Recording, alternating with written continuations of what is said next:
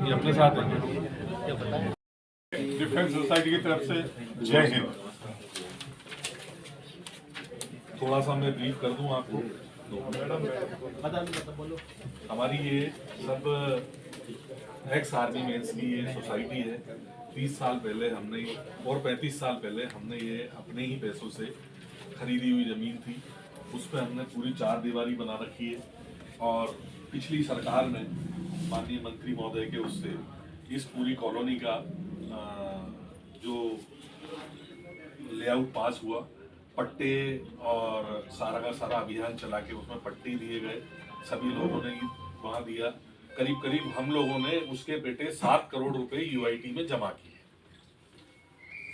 और हमें उस समय कहा गया था कि आप यहाँ पैसे जमा करा दो और सारा जो आंतरिक डेवलपमेंट है ये हम लोग करेंगे। वो आंतरिक डेवलपमेंट हमारा बंद कर दिया, पता नहीं क्यों, क्या कारण रहे।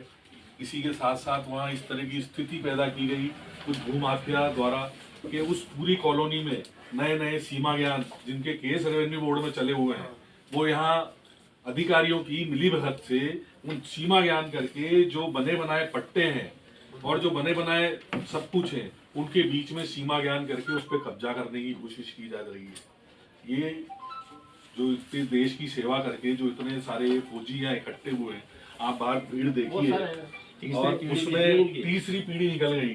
कई बेवाएं हैं, कई विधवाएं हैं जो अपने उसके लिए आज भी लड़ रही हैं और बाहर से आई हैं। कोई जयपुर से आया है, कोई जोधपुर से आया है, कोई चंडीगढ़ से आया है और वहाँ डेवलपमेंट के नाम पे जीरो।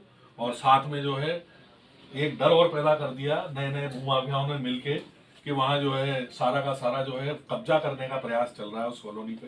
पहले ही बड़ी मुश्किल से उसकी 4 दीवारी करके उसकी सुरक्षा हमने कर रखी थी, पर अब धीरे धीरे स्थितियां ये हो गई कि हमारे खुद के समझ नहीं आ रहा कि क्या करें, कहाँ जाएं। मुख्यमंत्री से गुहार लगाएं, प्रधानमंत्री से गुहार लगाएं, रक्षा मंत्री से लगाएं, कहाँ गुहार लगाएं। उसी संदर्भ में आज हम आपके पास आए हैं। ये हमारा हमने आपको एक पूरा दिया हुआ है।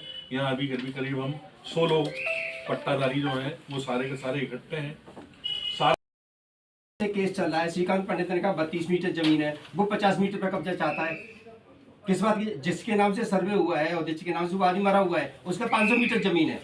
इसमें वो अभिलाष दीक्षित का क्या है उसका कुछ उसकी कोई जमीन ही नहीं है।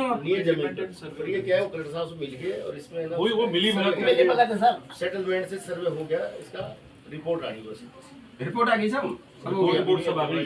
हमारे तो पट्टे बने हुए सर। नहीं वो जो उसी एरिया में हमारे पट्टे बने हुए हैं। ये अभी हुआ 17 जुलाई को ऐसा मतलब हुआ, लेकिन सेटलमेंट और हमने अभी रिपोर्ट दी थी उनकी सुनानी थी। अभी वो पट रही थी बात, जबकि ये केस चल रहा है रेवेन्यू बोर्ड में।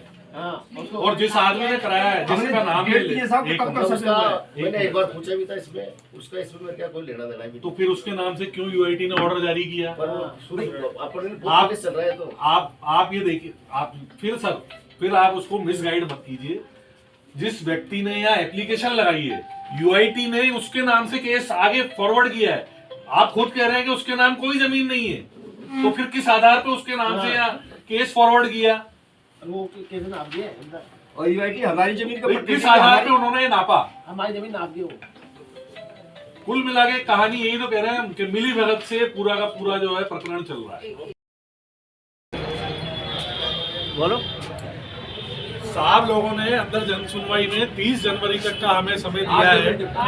8 जनवरी तक का 30 दिवस का 30 दिवस के अंदर अंदर हमारे समुचित विकास कार्य, पट्टे, निर्माण स्वीकृति जो भी है, उन सबका समुचित जो है वो निस्तारण करेंगे।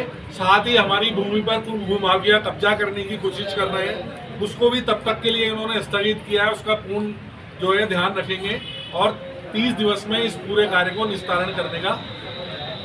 कहाँ पर है आपकी कॉलोनी? ये हमारी एक्स आर्मी मैनों की पूरी कॉलोनी है। ये जितने भी हम लोग हैं सब एक्स आर्मी मैन हैं और ये डिफेंस गृह निर्माण सहकारी समिति के नाम से बंदा धर्मपुरा लखावा पे ये है।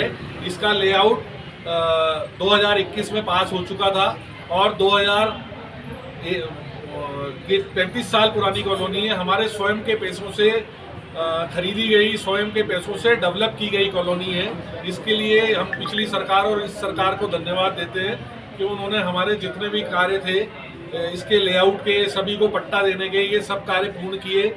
अब हम चाहते हैं हमारे खुद के पैसे यहाँ जमा हैं, उसी के लिए हमारे करीब 7 करोड़ रुपए यूआईटी में जमा है। उन 7 करोड़ का निर्माण कार्य हम यूआईटी से कहते हैं कि वहाँ कॉलोनी में किया जाए।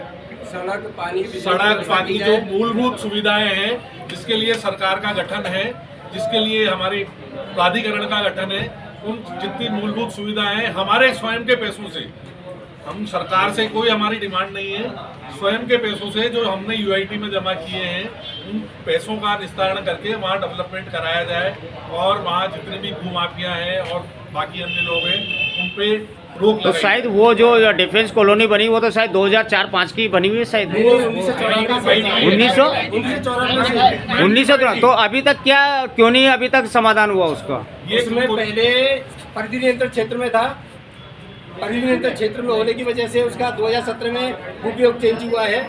उसके बाद में 2019 में अपन ने लेआउट लगाया संशोधन के बाद में, उसके बाद 2021 में लेआउट पास हुआ है। उसके बाद 260 पट्टे जारी हुए 2024 तक, यानी अक्टूबर 24 तक पट्टे जारी हुए, नवंबर 2024 से बंद कर दिए। अभी क्या आश्वासन मिला? अभी आश्वासन ये है कि 30 दिन में सारी रिपोर्ट लेकर के कमेटी बनाएंगे, रिपोर्ट लेकर के अगली कार्रवाई पे बताएंगे, फिर हम सब हाजिर होंगे यहाँ। आपका नाम बता दें। केशव देव चौधरी। महेंद्र